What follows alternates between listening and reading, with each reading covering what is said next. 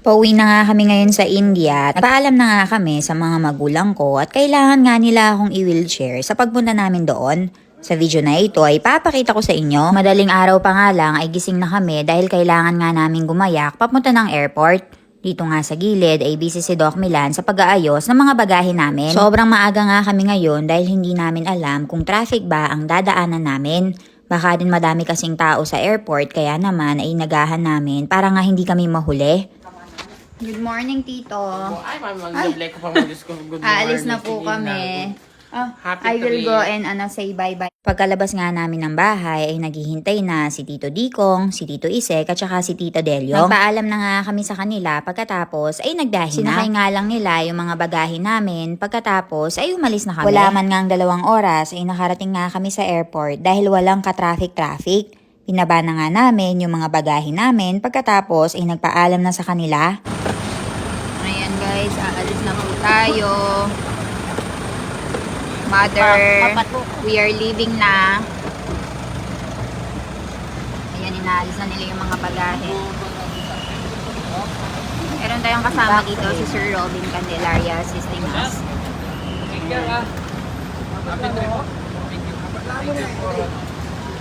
Thank you po. Dito, Siglot. Muna na kami po. Take care, ha? Dan. Bye-bye. Ayan, sir. Hello po. Thank you po, sir. Tara na. Bye-bye. Huwag na daw. I-chat nyo na ako mo nung yari na kayo na. Say bye-bye na to, Papa. Bye-bye pa. Hello, John. Bye-bye pa.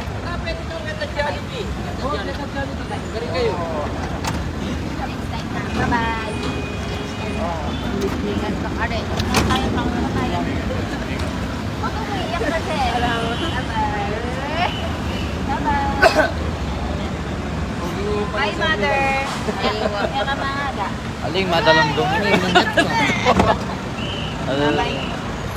Tara na. Let's go. Bye-bye, guys. Hindi na nga siya katulad ng dati na nagkakaroon ng iyakan sa airport. Dahil lang sabi ko sa kanila, pagkatapos kong manganak ay babalik din naman ako. Hinatid na nga nila ako dito at tinulungan nga na magpa-wheelchair assistance. Pero hindi mo nga rin maaalis sa kanila na medyo mag-aalala sila dahil nga medyo maselan ang pagbubuntis ko. Lalong-lalo na ang mother ko at ang father ko. Bago ka ba nga lang pumasok ay marami ka nang makikita ng mga staff nila na siya namang talagang tutulong sa'yo.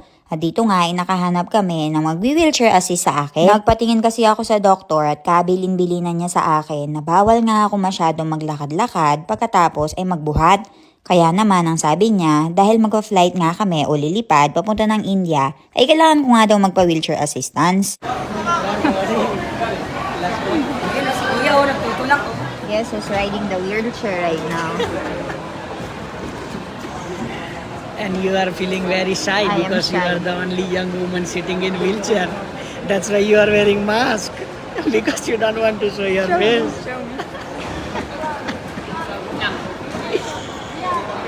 But Ma'am. it's needed. Ma'am, are you disabled? So ayan guys, finally nakalabas na tayo sa immigration. And ate here, ate. Hi ka ate. Ate here is helping us. And very smooth lang, especially kapag meron kang assistance nga. Kasi si ate talaga is the one who assisted us from the very beginning. And also Sir Robin Candelaria. Sobrang aga nga namin nakarating dito sa airport. Kaya naman ay sobrang aga din namin nakapasok. Kaya naman ay sinabihan na lang namin si ate na dalhin na nga kami doon sa gate namin. At doon na nga lang kami maghihintay. Hi guys, so naghihintay na kami ngayon dito sa may boarding gate namin. Good morning. Good morning. What are we gonna do? 3 hours still. That's the problem. We You still sleep have na. 3 hours. So, we are planning to sleep. You sleep here na. Dahil nga napakarami pa naming oras, ay natulog nga muna kami. Pagkatapos, ay nagising na lang nung oras na for boarding. Yung biyahe nga sa India ay halos 7 hanggang 8 oras. Kaya lang, meron kaming layover sa Singapore ng 5 oras, kaya naman ay meron kaming pagkakataon para magpahinga doon. So, nandito kami ngayon sa may lounge and nakaupo lang ako. Gusto ko sanang humiga, kaya lang hinihintay ko itong mga tao dito guys. Meron silang snooze lounge dito.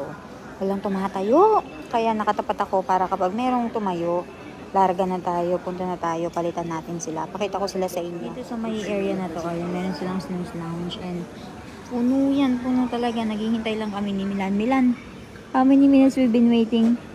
10 minutes. We have at least 7 hours here. We have at least 6 hours, 5 to 6 hours of layover. So we are just waiting. Pagkatapos nga ng ilang minuto ay nakakuha nga lang kami ng higaan. Pagkatapos ay natulog ulit doon.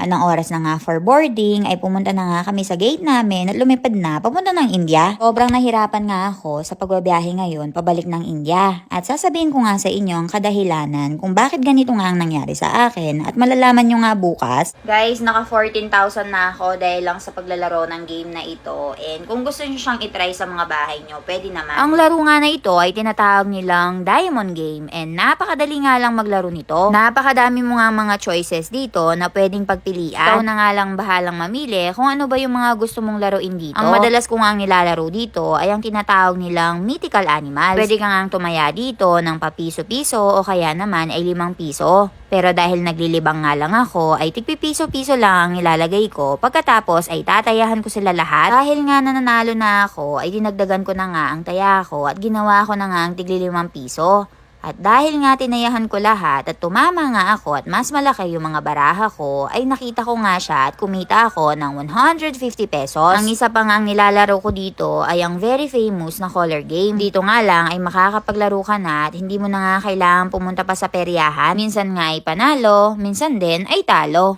Kaya kung gusto nyo maglaro nito ay pwede nyo nang i-download yung nasa link sa baba. Pero tandaan nyo po, ito ay para sa mga matatanda lamang at bawal na bawal sa mga bata.